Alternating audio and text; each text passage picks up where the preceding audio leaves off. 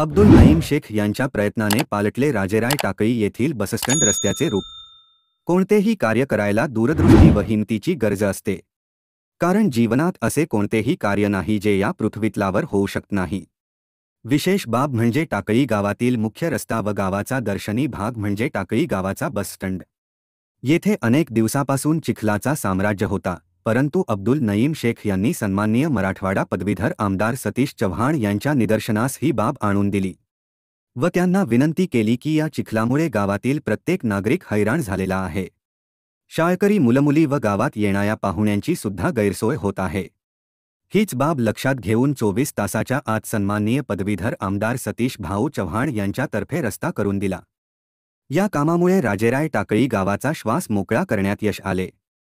या कामाचे सर्व गावकऱ्यांकडून सामाजिक कार्यकर्ते अब्दुल नईम शेख व पदवीधर आमदार सतीश चव्हाण यांचे आभार व्यक्त करण्यात आले व पुढील कार्यास शुभेच्छा दिल्या। आपल्या भागातील बातम्या पाहण्यासाठी आजच महाराष्ट्र आज तक लाईव्ह न्यूज चॅनलला लाईक, फॉलो आणि सबस्क्राईब करा। धन्यवाद।